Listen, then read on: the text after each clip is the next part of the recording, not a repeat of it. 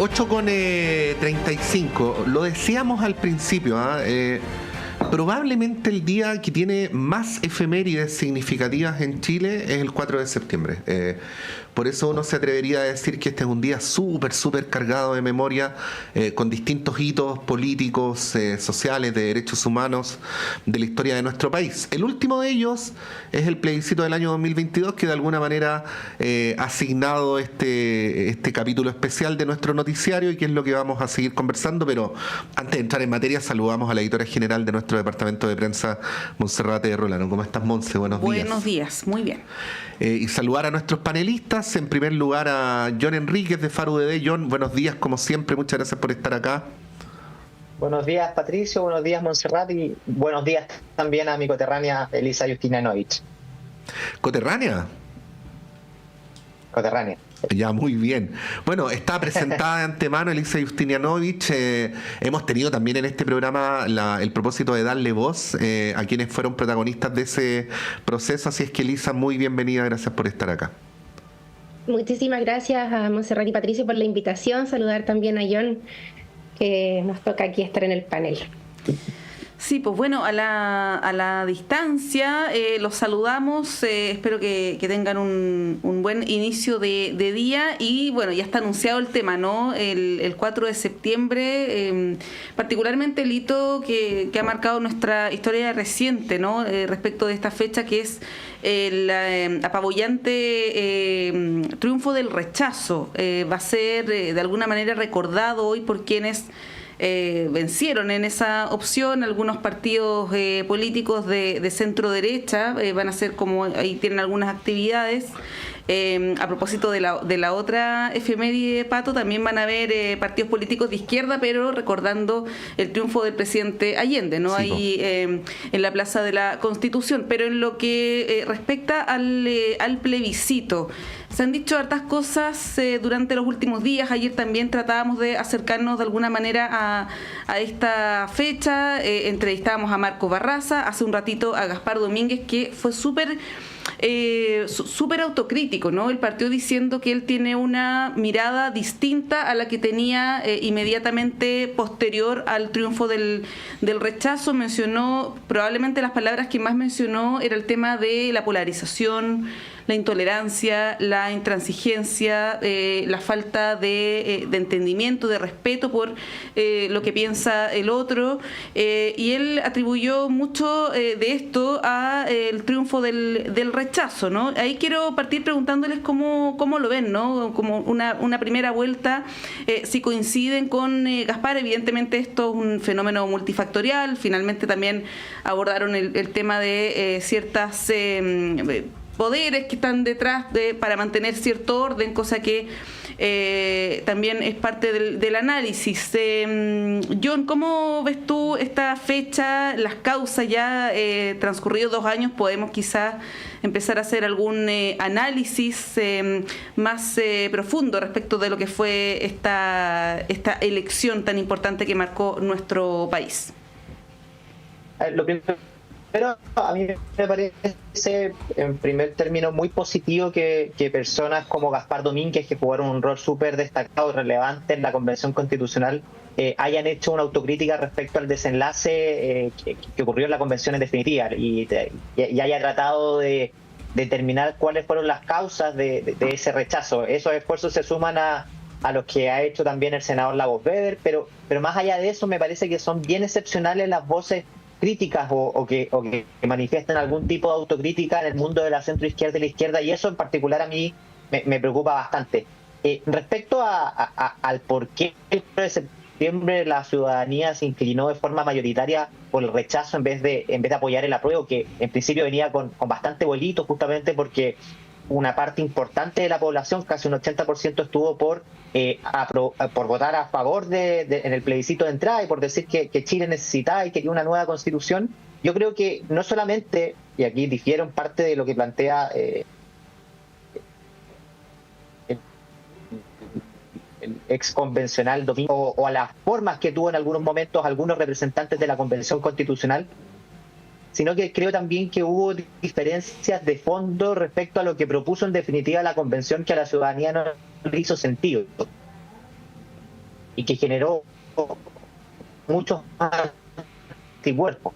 Y yo creo que justamente la razón por la que se llegó al proceso originalmente, las reglas electorales en particular son a las que me refiero, y en particular una sobrerepresentación que tuvieron los pueblos indígenas por los famosos escaños reservados, que hicieron que, por ejemplo, uno de los pilares del trabajo de la Convención Constitucional y también de las propuestas posterior que emanó de la Convención fuese la idea de que Chile avanzase hacia un Estado plurinacional, y eso generó muchos anticuerpos. Entonces yo creo que uno de los grandes problemas fue efectivamente el tema de las formas, la polarización, los escándalos que de hecho es mejor ni mencionar, que uno quisiera olvidarse de lo que ocurrió en la Convención, pero también el rechazo a la propuesta de la Convención supuso un portazo, si uno pudiese llamarlo de alguna forma, a ciertas ideas que Chile, o que la mayoría de la ciudadanía consideraba que eran inconvenientes para el país, como la plurinacionalidad, como cambios también en el modelo económico que eran bastante intensos, entre otros cambios que fueron, yo creo que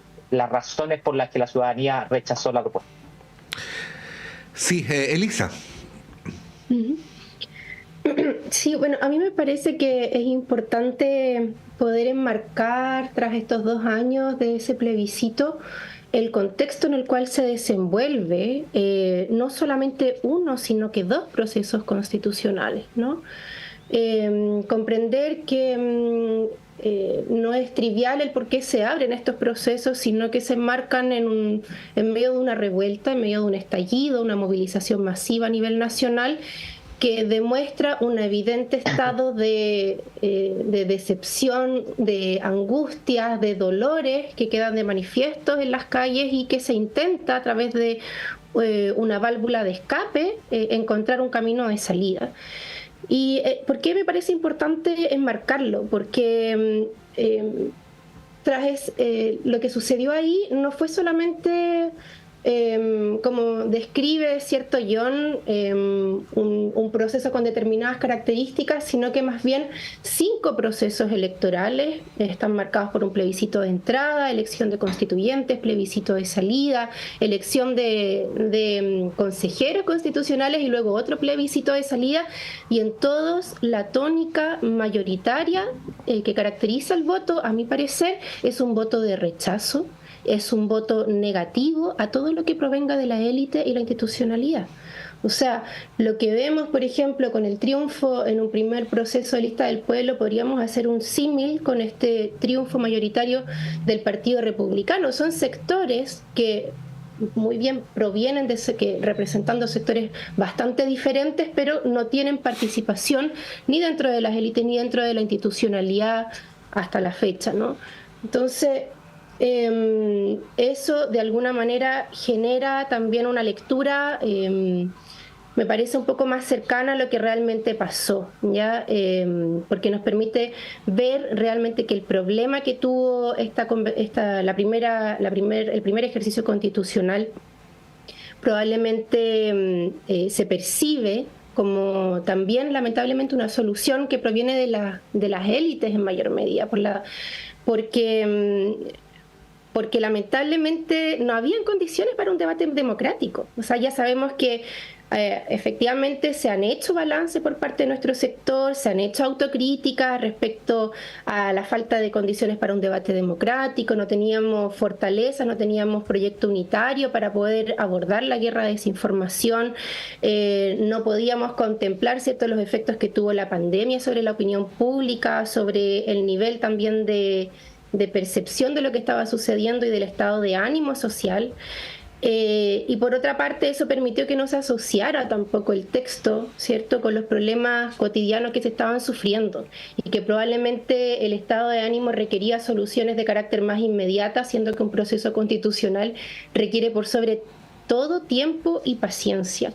Y me parece, digamos, importante relevar que los problemas que siguen vigentes hasta el día de hoy, ¿cierto?, y que actualmente no tienen válvula de escape, y eso es lo más grave que estamos viviendo actualmente. La mayoría de esos problemas tenían una respuesta en ese texto constitucional, o al menos un camino de salida. O sea, por ejemplo, todo lo que estamos viendo ahora sobre el caso Hermosilla, ¿cierto?, el sistema de nombramiento de jueces que se proponía tenía un camino de salida para evitar ese tipo de conflictos, ¿cierto? El Estatuto de Energía respecto a los cortes de luz que han ocurrido en el último temporal, el Seguro Universal de Salud, por ejemplo, respecto al salvataje burdo que se hizo recientemente en las ISAPRE, el sistema de seguridad social en un contexto donde todavía no se logra resolver una reforma previsional tremendamente insuficiente respecto a ese dolor que tenemos en Chile, en nuestro país, con la tercera edad. La profesionalización y modernización de las policías, que también se proponía en nuestro texto, frente a un contexto donde están absolutamente sobrepasadas por el crimen organizado. Todo eso estaba contenido, y mucho más, el derecho humano al agua. O sea, y lamentablemente tuvimos una guerra de desinformación brutal, donde no logró asociarse el texto con estos problemas y con las soluciones que se proponían. No estaba el tiempo, no estaban los recursos, no estaban las condiciones para llevar a cabo un debate democrático. Y lamentablemente eso desembocó en el resultado que ya sabemos, un rechazo contundente a ese texto constitucional. Entonces, sí, eso como para poder tirar unas primeras ideas al debate. Sí, bueno, creo que una de las cosas que hacen súper interesante esta conversación, Elisa, John, es que la propuesta del 2022 tenía tantos artículos que es imposible auscultar una sola, ni dos, ni cinco razones por las cuales un 62% pudo haber concurrido a votar rechazo. Seguramente son muchas las razones y probablemente algunas de esas razones pueden incluso llegar a ser contradictorias entre sí. ¿Y por qué lo planteo? Porque así como, voy a decirlo en términos gruesos, ustedes saben, o John por lo menos que lleva más tiempo sabe que acá propiciamos debates más complejos, pero así como se ha hecho mucho ahínco en las autocríticas de la izquierda, también quería preguntar por el hecho de que ese resultado fue muy rápidamente interpretado como un triunfo de la derecha, ¿no? Y de hecho esta pauta la que hacía Lucian Monse, que va a ver en un ratito más, o que era ahora mismo, vamos a ver qué tenor tiene, ¿no? Y ahí te quería preguntar, John, ¿cómo lo ves? Si ves el triunfo del 62% como un triunfo de la derecha, uno podría poner, por ejemplo, que sin ser los mismos porcentajes, el año pasado, cuando se hizo al año siguiente, perdón, cuando se hizo esa lectura en el proceso constitucional siguiente, el resultado también fue reprobatorio. Y también porque hay algunos compromisos que quedaron en el aire. O sea, yo cada cierto tiempo recuerdo esto, en el fragor de aquella contienda, en julio del año 2022, las directivas de Chile Vamos comprometieron una serie de compromisos por parte del sector si ganaba el rechazo. Y no quiero latearlos nombrándolos todos, pero por poner un solo ejemplo, se comprometían a impulsar cambios al sistema de salud, de vivienda, de pensiones y educación, ¿no? Y ese compromiso del 8 de julio del 2022 hoy día nos resuena especialmente por su ausencia, ¿no? Bueno, ¿cómo ves tú esto, John? Porque también está esta tentación de verlo como en este como clivaje de triunfos, derrotas, derechas e izquierdas, ¿no? Absolutamente, yo creo que justamente eso es un error, y de hecho creo que la cuestión constitucional hay que analizarlo, como bien lo hacía la Lisa, desde los primeros momentos en que se empezó a discutir una especie de reemplazo a la reforma, a la Constitución vigente, hasta los días de hoy, hasta pasado el segundo proceso constituyente.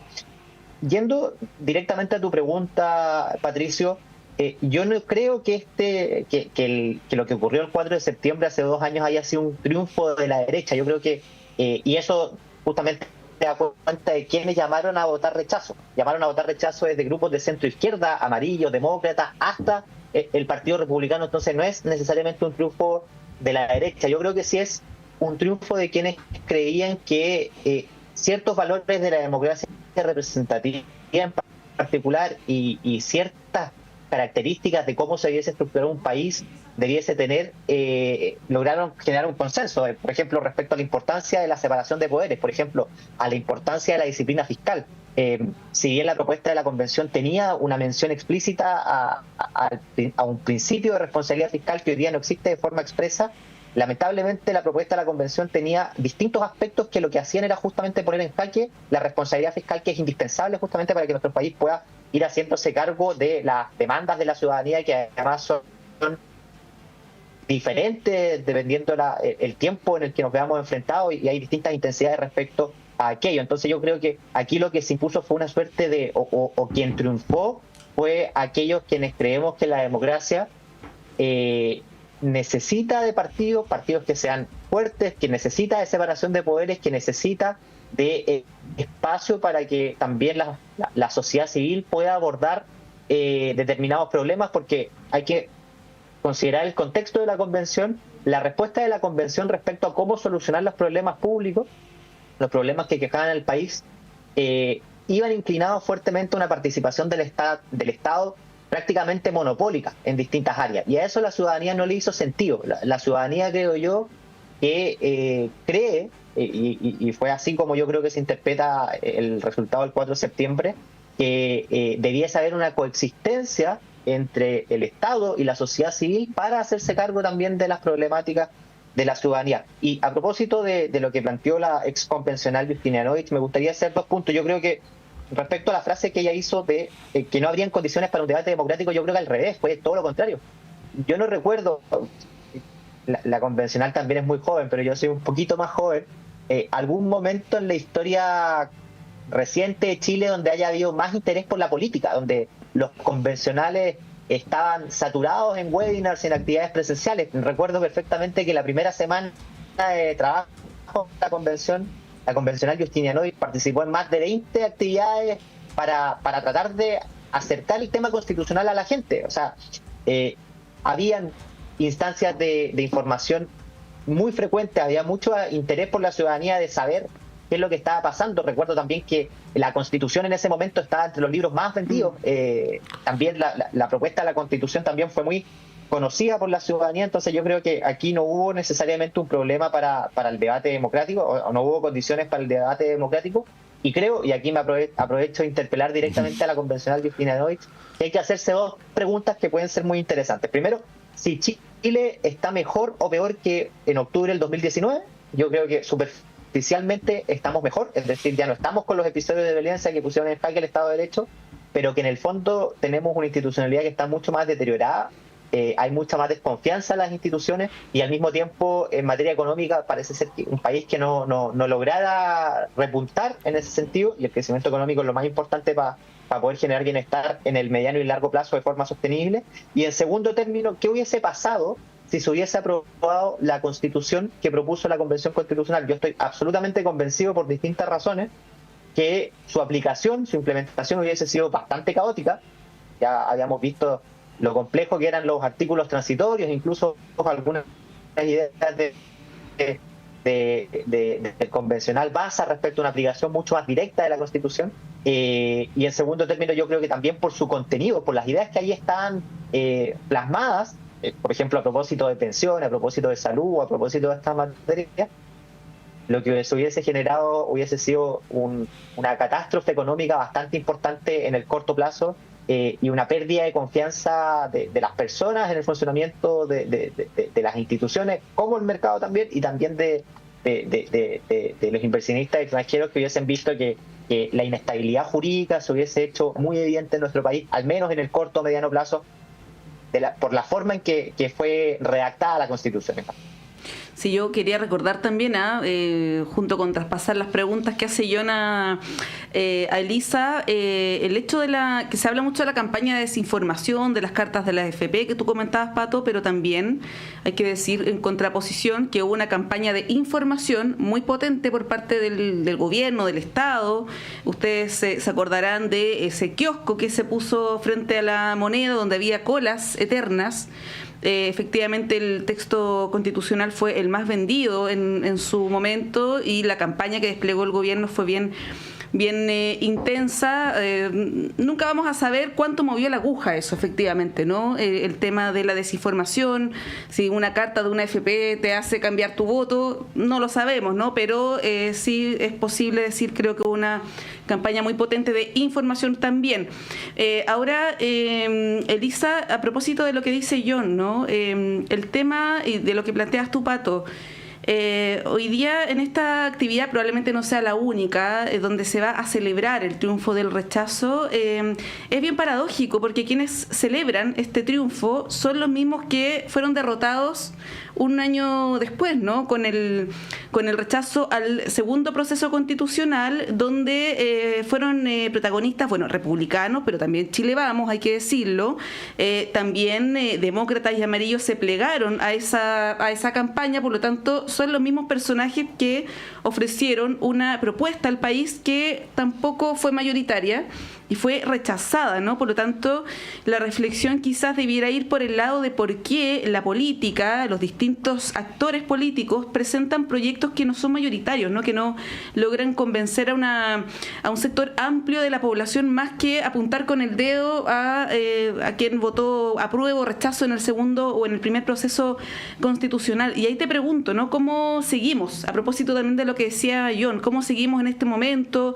Gaspar Domínguez planteaba que hubo una rebaja de los quórum, ustedes lo recordarán, para reformar la Constitución, por ahí podría haber alguna vía, y que apostar por la solución constitucional no necesariamente es lo mejor ante crisis políticas o sociales. ¿Cómo ves eso? Y bueno, y obviamente también si quieres referirte a lo que plantea John. Sí, muchas gracias, Montserrat. Mira, sí, hay algo de lo que menciona John que a mí me parece de una máxima gravedad, ¿no? Él mencionaba que incluso los sectores de derecha que fueron mayoritarios en el segundo proceso constitucional son sectores que incluso llamaron a votar rechazo por el trabajo que ellos mismos realizaron, habiendo tenido en sus manos la posibilidad de ofrecer una solución siendo mayoría. Aún así, no lo hicieron, no sé qué hicieron en ese proceso, pero para llamar a votar rechazo es realmente un gastadero de esfuerzo, un gastadero de dinero, un gastadero de recursos que me parece de máxima gravedad. A diferencia que por mucho que no se haya asociado el texto con las soluciones que se requieren en nuestro país, hubo una buena intención, podemos dar fe de aquello que se trabajó intensamente. Ustedes mencionaron todos los esfuerzos que se hicieron para poder sacar adelante ese trabajo y fue apoyado mayoritariamente por los sectores que participamos activamente en el primer proceso, y que si bien yo reconozco todos esos esfuerzos, también fui parte de aquello, fue bastante ¿cómo decirlo? Un esfuerzo de vida, una energía vital que se encauzó para poder sacar adelante ese primer proceso tremendo.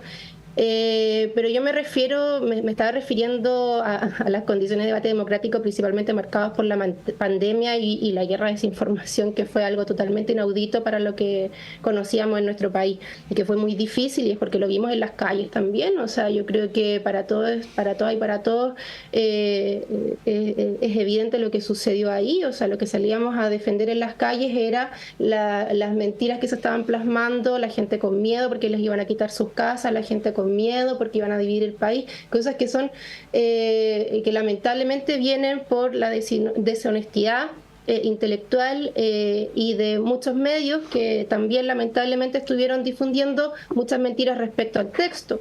Un texto que decía John que probablemente iba a ser muy difícil de implementar, que iba a traer caos, pero a mí me parece que hubo un consenso dentro del sector académico responsable de que el texto no era efectivamente un texto ni maximalista ni identitario, era bastante razonable, y de hecho lo dijo este medio, ¿cierto?, de asesoramiento financiero de Estados Unidos, que no es precisamente nuestro sector, Bloomberg, que era sorpresivamente razonable. O sea, vieron muchos sectores, incluso no precisamente de izquierda, sino que desde otros sectores más económicos, más neoliberales, que le encontraron bastante sentido al texto que se elaboró y que hasta el día de hoy es fruto de análisis y también de estudios, y se han tomado muchos de los artículos, muchas de las propuestas que vienen ahí en otros países, y se ha legislado o se han realizado cambios constitucionales que toman ideas de este texto que fue elaborado en la primera convención.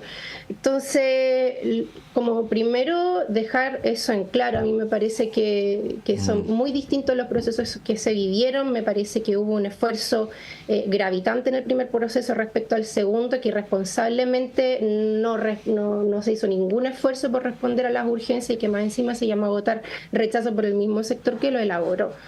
Ahora, respecto al cómo seguimos, yo insisto en esto de que lamentablemente hay un problema mayúsculo y que más allá de las propuestas que se elaboren por una u otra vía institucional que se elabora, aquí el problema de fondo es la crisis de legitimidad que tenemos en la institucionalidad chilena. O sea, ha quedado demostrado en estos 5 últimos hitos de votaciones en medio de procesos constitucionales que el voto está fuertemente marcado, y lo dije en un comienzo, por un voto de rechazo, un voto de castigo a la institucionalidad y a las élites. Y eso nos demuestra una y otra vez que aquí lamentablemente hay una falta de credibilidad. Se ha perdido absolutamente la credibilidad hacia la institucionalidad, principalmente política, y que genera una gran dificultad para conducir ciertos caminos de salida. Y eso finalmente, sumado también a la fragmentación que hay en el mundo político, explica también por qué han emergido estos últimos años también varias apuestas desde los sectores populares para poder incorporarse al mundo institucional, para poder generar nuevas vías de representación que actualmente están en decadencia. O sea, menos del 3% de la población electoralmente activa, si se quiere, está militando en un partido político, y eso nos demuestra, ¿cierto?, la crisis de legitimidad y de representación que estamos sufriendo en nuestro país. Pero lamentablemente nosotras y nosotros vemos que la tarea no hay otro lugar por donde hacerla. O sea, para poder superar esta crisis necesitamos involucrarnos y necesitamos ser protagonistas también de esa solución, y es un esfuerzo titánico dadas las condiciones de desprestigio y donde la política lamentablemente todos los días se está desprestigiando por sí sola, ¿no? Entonces, claro, al menos por mi parte, y siendo también estando involucrada activamente en un proceso de conformación de un partido político que emerge desde los sectores de movimientos sociales y clases populares, me parece fundamental poner ese punto también. Estamos con mucho esfuerzo, con esfuerzos que presentan gran dificultad, tratando de levantar también alternativas para superar estas grandes crisis que estamos atravesando como país. Bueno, muy comprensiblemente este tema, Monse, Elisa, John, da muchas ganas de tratar, ¿no? Nos dan ganas de decir muchas cosas porque es de suyo complejo. Tenemos hartos temas que ver a la vuelta de la pausa. Veamos si cambiamos, hacemos una última pasada, pero bueno, estamos en este radioanálisis de 4 de septiembre, vamos a ir un breve alto y a la vuelta continuamos con las conversaciones.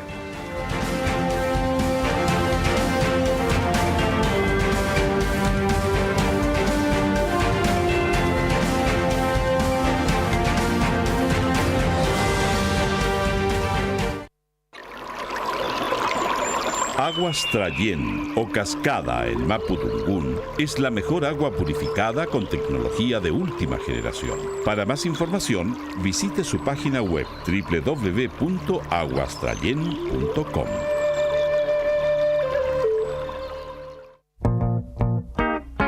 Todos los sábados a las 21 horas, Alberto Mayol, Omar Sarraz, Patricio López y Antonella Esteves se reúnen para revivir la tradición de una amable conversación entre amigos alrededor de un libro y para discutir sobre literatura y la vida misma. Radio Universidad de Chile te invita a ser parte de esta República de las Letras y compartir la pasión subjetiva y personal de cualquiera que ame los libros. Te esperamos cada sábado a las 21 horas en la República de las Letras, un clásico de Radio Universidad de Chile.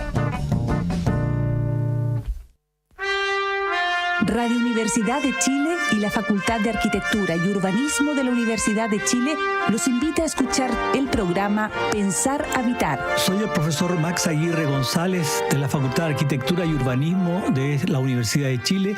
Quiero invitarles a oír todos los viernes a las 11 de la mañana el programa Pensar Habitar.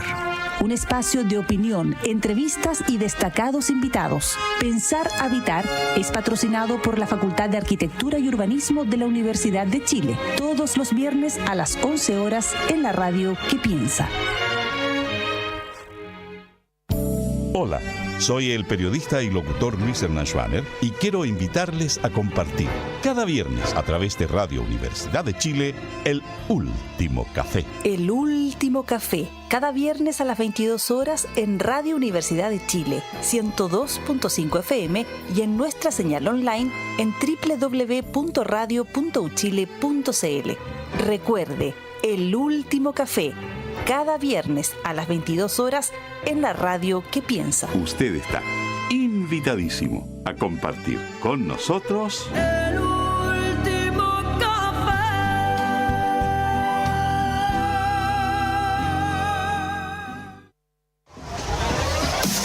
Soy el profesor Santiago Schuster y quiero invitarlos todos los miércoles a escuchar el programa Derecho al Aire, el programa de la Facultad de Derecho de la Universidad de Chile, con el que queremos desde el derecho conversar y analizar distintos temas de interés. Derecho al Aire, todos los miércoles a las 18 horas en el 102.5 FM y en radio.uchile.cl.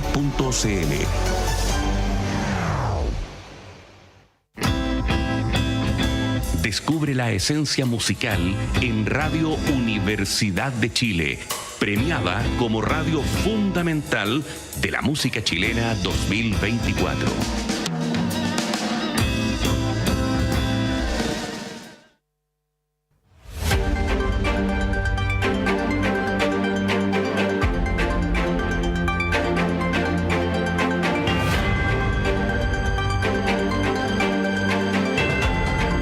Estamos en Radio Análisis con Montserrat Rolano a través de la Radio Universidad de Chile, de la red de radios que piensan y de Uchile TV, esta mañana con Elisa Justinianovich y John Enríquez.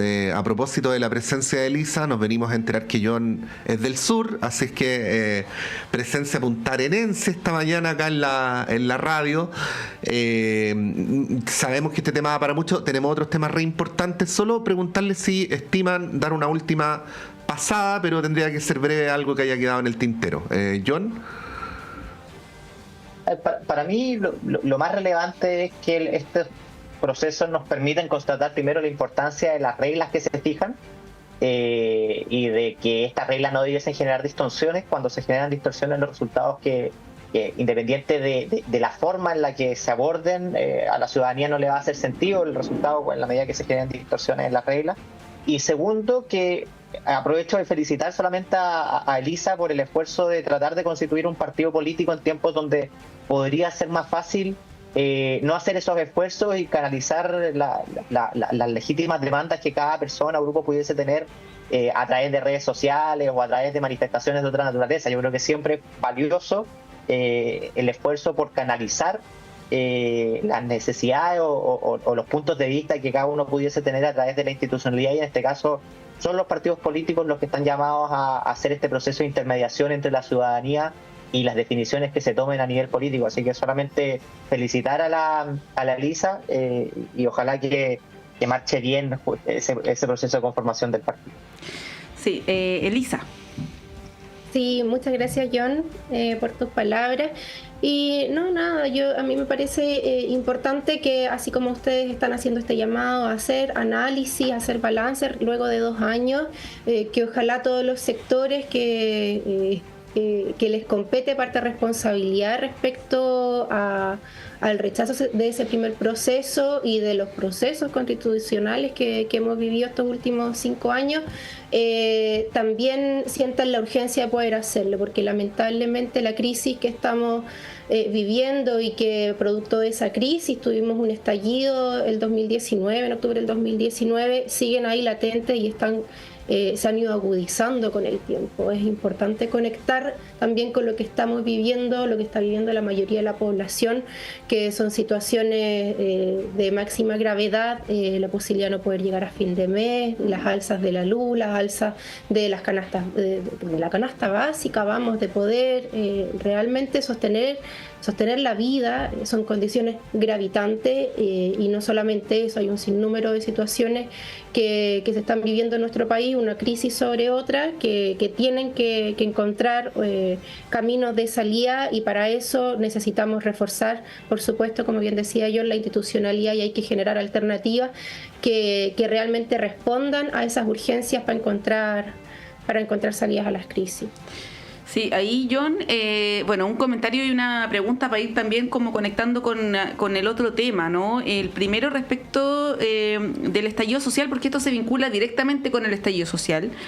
Estamos a poco más de un mes que se cumplan los 5 años desde el estallido social y bueno, empiezan a surgir distintas interpretaciones también de lo que fue este momento político en nuestro país. Yo voy a citar una columna que me pareció súper interesante y lúcida desde mi punto de vista de Cristóbal Belolio en Exante hace algunos días, que se llama El peligroso consenso de la derecha en torno al estallido social.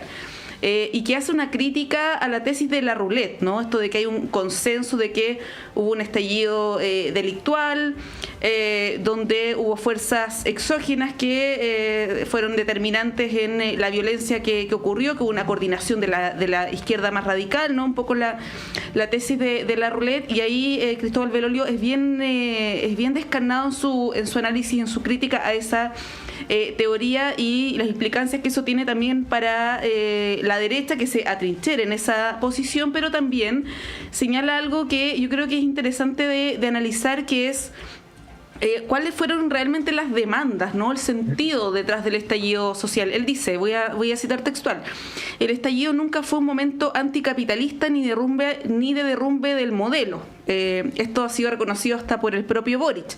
Fue una rebelión plebeya contra las élites políticas y económicas acusadas de secuestrar los beneficios del progreso y llevárselas siempre peladas. Después él también menciona el caso Hermosilla y cómo esto también podría ser un caldo de cultivo para un sentimiento similar al que hubo en esa época hace 5 años, ¿no? Lo menciono porque es bien importante también quizás poder hacer un análisis más acabado respecto de qué hubo detrás del estallido social para luego ver el tema que se plantea con mucha recurrencia de que las demandas no están resueltas, ¿no?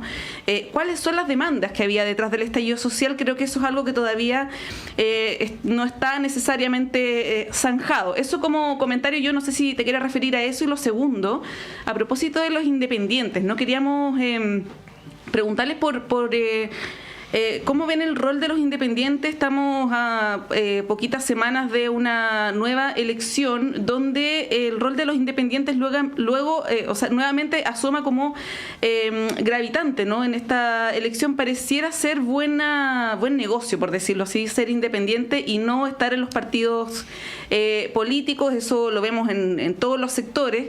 Y ahí, John, quería preguntarles, ¿no? a ambos, ¿cómo ven también el rol de los independientes a 5 años de una experiencia también como fue lo del estallido social, con la lista del pueblo, ¿no? Y otros movimientos que han surgido? Entre medio surgió el Partido de la Gente, que se desinfló totalmente, ¿no? Todas las articulaciones que ha habido en el último tiempo parecieran no haber tenido buenos resultados, ¿no? Y está esto de los independientes, que son entre comillas independientes porque algunos renuncian a partidos políticos, ¿no? Que adscriben a ciertas ideas, pero prefieren ser independientes, ¿no? Incluso les va mejor que los de los partidos. John, ¿cómo ves eso, ¿no? En el tema de los independientes, y si quieres hacer algún comentario sobre lo que yo mencionaba del estallido social. Sí, abordo los dos puntos con mucho gusto. Respecto a las interpretaciones del estallido social, yo creo que pasa por 2 capas necesariamente el cómo uno debiera abordar la discusión del estallido social. La primera, y en la que en su momento no hubo consenso, sino que al revés, parecía muy minoritaria la posición de aquellos que sostenían que lo importante era resguardar el Estado de Derecho y que la violencia no podía ser justificada bajo ninguna circunstancia. Lo que ocurrió en ese momento es que la mayoría de la población y también algunos medios de comunicación de alguna u otra forma justificaban la violencia que ocurría en ese momento en aras de eventuales abusos o circunstancias de esa naturaleza. Yo creo que en ese sentido es súper importante tener presente que la violencia nunca es el camino para lograr los fines, independiente de si estos son legítimos o ilegítimos.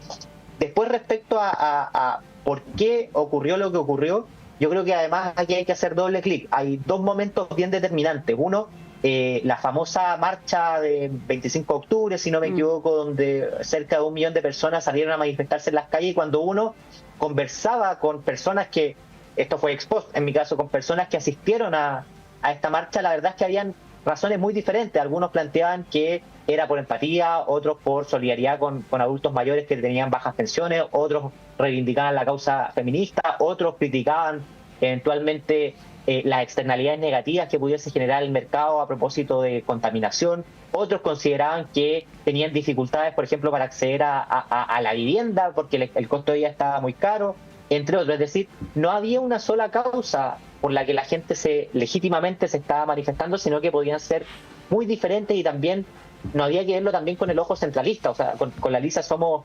somos magallánicos, sabemos también que las necesidades que hay en Magallanes son muy distintas a las que pudiese tener un joven en la misma edad que vive en la región metropolitana.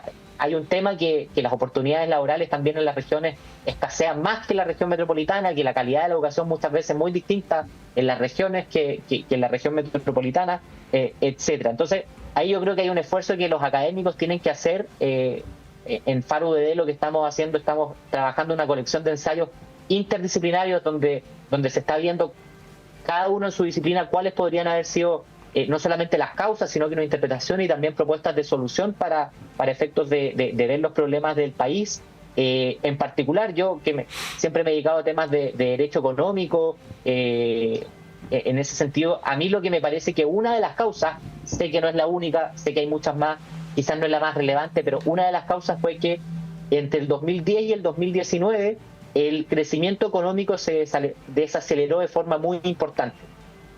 Nuestro país creció muy fuertemente en la década de los 90, en los 2000 tuvimos un crecimiento en torno al 6% anual, que permitió que la generación de nuestros padres, por lo menos en mi caso de nuestros padres, uno podía ir percibiendo cómo la calidad de vida de las personas iba mejorando en general, independiente de la posición en la que se encontraba o el oficio en el que se desempeñaba. En general, año a año uno podía ir viendo que las condiciones materiales, al menos de las personas, iban mejorando en ese sentido. Y algo pasó en el 2010 que hubo una desaceleración económica importante, y yo creo que esa desaceleración económica tuvo que ver con algunas reformas, con algunas políticas públicas que lo que hicieron fue entorpecer el crecimiento económico. Estoy pensando en particular en algunas reformas de carácter laboral que rigidizaron el mercado laboral. Estoy pensando también en la reforma tributaria del 2014, que la verdad que fue una gran noticia para los abogados tributaristas y para los contadores, que tenían muchas consultas de empresas grandes, medianas y chicas, también pymes, pero que fue una mala noticia especialmente para las pymes y las pequeñas y medianas empresas, que su cumplimiento tributario se hizo cada vez más difícil. ¿Por qué? Porque hubo una reforma del 2014 que quedó mal diseñada, que se trató de arreglar en el 2016 y que el Servicio de Impuestos trató de explicar a través de circulares, pero no tuvo necesariamente éxito, y lo que hizo fue que la dificultad para desarrollar actividad económica fue aumentando conforme pasase el tiempo. Entonces yo creo que ese ver que no se crecía tan rápido como uno venía acostumbrado, generó mucha frustración, sobre todo en la población joven, que al mismo tiempo se vio enfrentada, por ejemplo, que producto de una menor acceso al suelo y al mismo tiempo regulaciones que elevaban la construcción o dificultaban la construcción en altura, etcétera, uno podía ver que incluso teniendo carreras profesionales, poder adquirir un departamento se hacía mucho más difícil, y eso se profundizó lamentablemente con los retiros de fondos de pensiones después, que hoy día tenemos un problema de acceso a financiamiento bancario muy muy relevante. Entonces yo sé que no es la única razón, pero para mí es la que resulta mucho más evidente de por qué hay frustración, o por qué podría haber frustración en algún segmento de la población. Y respecto a los independientes, para no evitar el tema, yo creo que es una muy mala noticia la proliferación y fortalecimiento de los independientes, tanto en el Congreso Nacional. La Lisa lo esbozó hace un momento, la fragmentación lo único que hace es que dificulta al Ejecutivo a que pueda implementar sus programas de gobierno, independientes si son de izquierda o si son de derecha. Es muy difícil gobernar con 21 partidos políticos y además un puñado de independientes. Es muy difícil también cuando son electos por un partido político y después al poco rato renuncian por tener alguna diferencia de índole propia de la contingencia y no necesariamente de principios con los partidos políticos. Y pareciera que el fenómeno se ve exacerbado y es mucho más grave porque pareciera no haber costos a ser independiente. A nivel municipal también en las elecciones van muchos candidatos muy competitivos también que van sin el apoyo de partidos políticos y que probablemente ganen, y eso yo creo que afecta a la democracia representativa. ¿Por qué? Porque los acuerdos se consiguen en la medida que los costos de transacción y los costos de ponerse de acuerdo sean menores, donde haya cierta iteración y donde se pueda generar confianza entre las personas involucradas que deben tomar decisiones, y esas confianzas se generan fundamentalmente a través de los partidos políticos, las instituciones, y no necesariamente a través de las personas, porque las personas van cambiando. Y yo creo que lamentablemente la propuesta del Consejo Constitucional, más allá de las críticas puntuales que uno pudiese hacer, tenía ciertos elementos que eran muy positivos y que en la comisión experta generaron además mucho consenso, que eran los cambios al sistema político. Nosotros nos acordamos siempre el umbral, y el umbral por sí solo no era necesario, también habían otras medidas para generar mayor disciplina partidaria, como por ejemplo que aquellos parlamentarios que renuncien a sus partidos pierdan el escaño. Yo creo que hay que volver a revisitar algunas de las propuestas que tenía la comisión experta y el Consejo Constitucional, porque de luego hay un problema de gobernabilidad. Hoy día está garantizada la alternancia, hoy día se respeta el resultado de las elecciones, hoy día afortunadamente los presidentes de la República terminan sus mandatos, tenemos un CERVEL que funciona y que da garantías, tenemos un tribunal calificador de elecciones que da garantías, pero lo que no tenemos hoy día lamentablemente es gobernabilidad, es decir, hay poca eficacia legislativa de los ejecutivos, y justamente eso se debe a los incentivos que están presentes en las reglas electorales y en el funcionamiento de nuestro sistema político. Sí, Elisa, una manera de ver las lecturas del estallido social, pienso yo, es que la manera en que uno ve el estallido social es al mismo tiempo la manera en que uno ve el Chile del 2024. Me parece que de alguna manera esas dos cosas están súper conectadas, aunque no se explicitan, ¿no? Entonces, el pasado también se escribe, se reescribe en función de esas deliberaciones. John ha hecho un planteamiento ahí que te lo quería traspasar inmediatamente, que es el tema del crecimiento económico y las consecuencias que esto ha podido tener, pero también te quería preguntar por eso, a la luz de lo que decía Mons y de la cita que hacía la columna de Cristóbal Belolio, de cómo se van produciendo, ahora que estamos cerca del 18 de octubre, acercamientos desde los sectores políticos a las lecturas sobre el estallido social. ¿Qué podría decir sobre esto? Y por supuesto la pregunta sobre los independientes y su rol en las próximas contiendas políticas, que está encima de la conversación de este bloque. Sí, gracias, Patricio. Mira, a mí la verdad es que no me resuena mucho situar el origen del estallido en una baja de crecimiento económico, en absoluto. Me parece que un punto de más, un punto de menos no marca la diferencia respecto a un fenómeno que es global y que probablemente buscar las soluciones a los descontentos sociales o a las crisis sociales y económicas exclusivamente en el marco de lo económico, dejando de lado y obviando un elefante blanco que está a nivel global, que tiene que ver con la crisis de materiales, con la crisis del capitalismo, con un modelo que lamentablemente no ofrece ninguna solución ni proyección a futuro, porque se basa en este paradigma de que tenemos recursos ilimitados y por tanto podemos explotarlos sin medida para poder hacer crecer nuestras economías. Eso es absolutamente imposible y no nos ofrece ninguna perspectiva de futuro, y estamos viendo cómo esa crisis estalla a través de las migraciones, ¿cierto? A través de las crisis económicas, a través de las crisis de materiales, a través de las crisis ambientales y ecológicas, ecosistémicas gravísimas que estamos sufriendo, la escasez hídrica que estamos sufriendo en nuestro país a nivel global, cómo están habiendo eventos de extremos, ¿cierto?, en términos climáticos en todas partes del mundo. Por tanto, obviar ese tipo de grandes dificultades que tenemos que afrontar como humanidad me parece un tremendo error.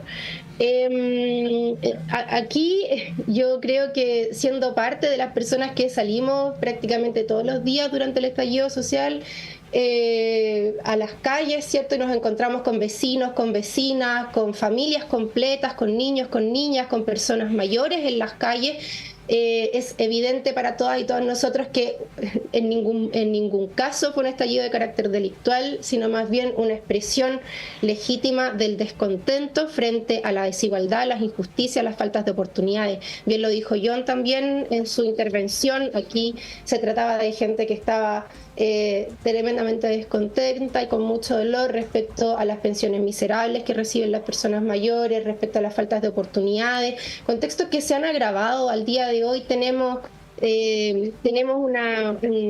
una situación en términos de la empleabilidad que es realmente preocupante. O sea, estamos hablando que no alcanza a ser ni el 30% de las personas que están empleadas hoy en día que tienen condiciones de seguridad social. O sea, las personas profesionales que hoy en día salen de las universidades no están trabajando en su gran mayoría en sus profesiones. ¿Ya? Tenemos realmente una cantidad de personas desocupadas que es cerca de los 250.000 personas a nivel país. Entonces, son cifras que son realmente alarmantes. Y donde tú analices, o sea, en sector salud, en sector vivienda, en cualquiera de los campos que tú analices, estamos atravesando una gran cantidad, una serie de crisis y que, como tú bien decías, Patricio, se puede espejear con lo que sucedió durante el periodo del estallido. Aquí el descontento tiene que ver principalmente con esos dolores, porque no creo que la gente haya estado, oye, bajamos 2 puntos en el crecimiento económico, bajamos 0,5%. Yo creo que esas cosas, honestamente, aquí hay una rabia o un descontento que se vino acumulando durante décadas, ya frente a la falta de oportunidades, frente a la desigualdad que se vive, que es aberrante. O sea, que se concentren de una manera tan grosera los recursos en nuestro país, que nos tienen con índices de desigualdad que se equiparan con los peores a nivel mundial de todos los países de la OCDE. Me parece que es algo mucho más razonable para poder identificar cuáles son las razones del estallido social. Y respecto al fenómeno de los independientes, bueno, también, o sea, yo lo dije también en su momento, bien lo recalcó John, efectivamente fue un problema a la hora de poder encontrar soluciones conjuntas, a la hora de poder trabajar de manera coordinada, levantar estrategias conjuntas dentro de la convención, y no solamente hacia adentro, sino que también hacia afuera, dar respuestas contundentes, mensajes claros, ¿cierto?, por parte de un bloque unitario. Genera problema efectivamente el fenómeno de los independientes y se están haciendo también reformas al sistema político, pero lo preocupante es que en ninguno de los casos, o sea, en ningún caso se está dando solución al problema de la falta de legitimidad o de falta de representatividad que tiene hoy en día el sistema político, ¿ya? Podemos cerrar las puertas, ¿cierto?, independientes, podemos hacer todas las reformas que se quieran para poder dejar fuera este fenómeno de personas que fragmentan y que impiden que se pueda generar bloques fuertes y que permitan tener mayor gobernabilidad y que puedan avanzar los programas de uno u otro gobierno. Pero a mí lo que más me preocupa es la elitización, el fenómeno de elitización que se da en el sistema político y que cierra la puerta a los sectores populares, y que es algo que se ha vivido a lo largo de toda la historia de Chile.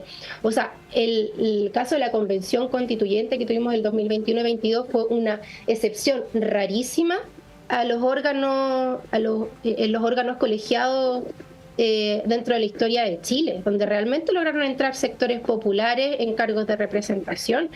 Pero eso lamentablemente es una excepción y a la fecha no vemos que se esté dando solución para poder tener representatividad de esos sectores en el mundo de la política. Entonces, a mí me parece que es fundamental poder encontrar respuestas a ese problema de representatividad, cómo participan los sectores populares para poder ser sujetos, ¿cierto?, protagonistas en la búsqueda de estas soluciones, ¿ya? Porque lamentablemente lo que vemos es finalmente una disociación o realmente una incapacidad de poder ver lo que realmente está sucediendo en las condiciones de vida de las mayorías en este país. Bueno, se nos fue el tiempo hablando del 4 de septiembre, ¿no? Un tema muy apasionante, y vamos a seguir haciendo distintos análisis a propósito también de los 5 años del estallido. No alcanzamos a abordar el llamado caso Hermosilla, así que para ser salomónica les voy a dar 1 minuto a cada uno para que puedan referirse a este caso, ¿no? Hoy día está la entrega de los famosos WhatsApp, ¿no? De las copias de los WhatsApp, y es un tema que de alguna manera también se vincula con lo que estamos conversando, ¿no? John, ¿cómo ves este caso? con tu capacidad de síntesis. Un minuto en sentido literal, no en sentido figurado, John. Sí. Vamos a cumplir con el mandato. Es un caso gravísimo, desde luego, y yo creo que hay que ser muy diferente el trabajo que están haciendo la Fiscalía, las instituciones. Hay que confiar en el trabajo de la Fiscalía, también hay que confiar en el trabajo del Poder Judicial. Hay que tener presente, obviamente, todas las garantías que tienen los imputados en Chile y bien lo establece el Código Procesal Penal. Nadie es culpable sino hasta que se pruebe la culpabilidad, y al mismo tiempo todas las personas tienen derecho al debido proceso. Entonces yo espero que lo que vaya a ocurrir esté apegado a la ley, y que las autoridades también sean muy responsables respecto a las opiniones que vierten. Ha sido especialmente polémico los dichos del presidente Boric hace no muy poco tiempo, y eso hay que verlo en su contexto, independiente de si es el caso Mosilla, si es el caso Jadwe. Hay que entender que las instituciones, y aquí yo creo que instituciones como ustedes, como la Radio Universidad de Chile, hacen un gran trabajo porque explican en sencillo también la dificultad que tienen los procesos penales propios de qué es una prisión preventiva, qué es una formalización, qué es un juicio oral, etcétera. Elisa. Sí, o sea, para muestra un botón. A mí me parece que la ciudadanía hace harto rato que sospecha que es un tema bastante generalizado en el sector de las élites políticas, y que lamentablemente una muestra tremendamente vulgar que suma nuevamente al desprestigio de la política, y que lamentablemente no me cabe duda de que hay más Hermosillas dentro de ese mismo sistema. Y no me cabe duda que eso genera también miedos en ese sector, que genera vergüenza, y por tanto tratan de encubrirse, tratan de protegerse, y es lo que están haciendo seguramente en estos momentos. Y aquí lo que necesitamos avanzar efectivamente en regulaciones que nos permitan evitar este tipo de situaciones que son tremendamente vergonzosas. Regulación del factoring, de la cultura de la ganancia fácil, ponerle diente al servicio de impuestos internos, y por supuesto levantar también el secreto bancario, que es una cosa que el sector, sobre todo la derecha, se ha puesto sistemáticamente durante los últimos años, y eso ha quedado en evidencia. Yo creo que es importante que dejemos ya de lado, mediante medidas que sean eficaces, la cultura del pituto, del tráfico de influencias, que lo único que hacen es fragmentar y deslegitimar cada vez más algo que es fundamental para poder sacar adelante un país, que es la política. Bien, tenemos que cerrar, irnos rápidamente a la pausa. John Enríquez, muchas gracias por acompañarnos durante esta mañana. Muchísimas gracias a ustedes por la invitación, y un gran saludo especialmente a Elisa y a todos quienes nos escucharon hoy día. Sí, Elisa también, muchas gracias. Saludos a Magallanes, hermosa región de nuestro país, y al perrito de John también, que se asoma ahí en la cámara para quienes nos están viendo por Uchile TV. Son las 9:32, hacemos un breve corte y a la vuelta está Claudio Medrano con ustedes. Muchas gracias.